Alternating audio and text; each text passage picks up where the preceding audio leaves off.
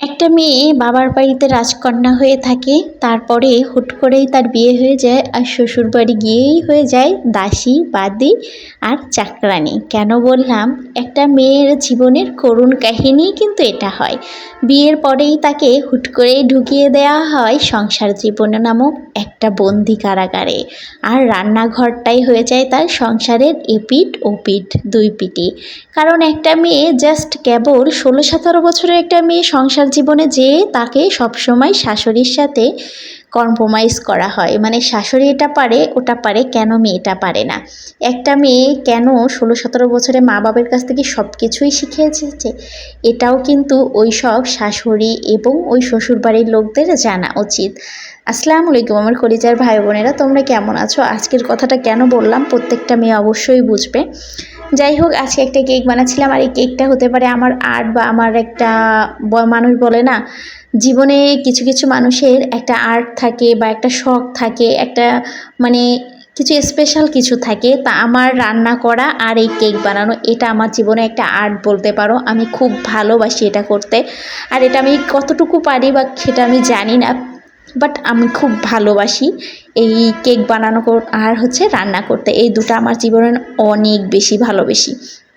যাই হোক, আজকে এটা হচ্ছে লেমন ফ্লেভারের একটা কেক ছিল, এজন্য হালকা একটু লেমন কালার দিছি, দিয়ে এটাকে আমি কমপ্লিট করছি। দেখতেই পাচ্ছ কালারটা কিন্তু হালকা লেমনের ভিতরে রেখেছি, একটু চকলেট গানাশ দিয়েছি উপরে। তোমরা চাইলে যে কোনো কিছু দিতে পারো। আর অবশ্যই কিন্তু আমি এই কেকটা কিন্তু উপরে যে চকলেট দিছি বা উপরে যেটাতে লেখা লিখতেছি এটাও চকলেট দিয়ে, এটা খাওয়া যাবে, এটা কিন্তু খাওয়া যাবে না এমন কিছু না। এটা অর্ডারের কেক ছিল না, এটা আমার বাসায় খাওয়ার জন্যই বানিয়েছিলাম। আর অর্ডারের কেক থাকলে আমি সেটার ভিডিও করার সময় একদমই পাই না, কেননা অনেক তাড়াহুড়ো হয়ে যায়। এজন্য আমি কখনোই অর্ডারের কেক এই পর্যন্ত যতই অর্ডার নিয়েছি না কেন তেমন একটা আমার ভিডিও করা হয়নি। হয়তো কমপ্লিট হয়ে গেছে, তারপরে লাস্ট ডেকোরেশনের সময় একটু ভিডিও করেছি, এমন হয়েছে। কখনোই আমি পুরোটা কিন্তু ভিডিও করতে পারিনি।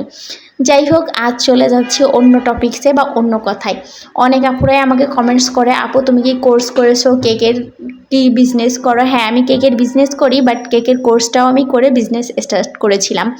আমি কেকটা অনেক আগে থেকেই বানাই, বাট তখন থেকে বানিয়ে আমি সেল করিনি বা বিজনেসটা মানে শুরু করিনি। জাস্ট আমি যখন ঢাকাতে ছিলাম তখনই হচ্ছে আমি কেকের কোর্স করি, কোর্সটা শেষ করে তারপরে একটু একটু করে কেকের আর কি বিজনেসটা শুরু করি। এটাই আর কি কথা।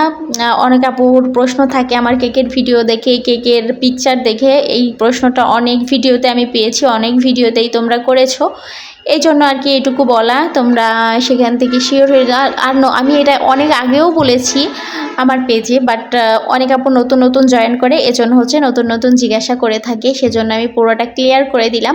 আর আমার কেকটা আজকে কেমন হয়েছে অবশ্যই কমেন্ট করে জানাতে ভুলবা না।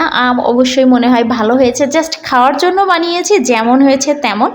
আর বাসায় বা কেক বানাতে গেলে সবসময় গুজামিলি করা হয়, কেননা কাস্টমারের কেকটা খুব আদর যত্ন করে বানানো হয়, যাতে কোনো খুঁত না থাকে, নিখুঁতভাবে। আর বাসায় বানানো হলে খুঁত থাকলেও কোনো প্রবলেম হয় না, এজন্যই হচ্ছে বাসায় একটু এদিক ওদিক হলেও সমস্যা নেই। আজ এই পর্যন্ত, সবাই ভালো থাকবা, আবারও দেখাবে নতুন কোনো ভিডিওতে, নতুন কোনো রেসিপি বা ব্লগ ভিডিওর সাথে।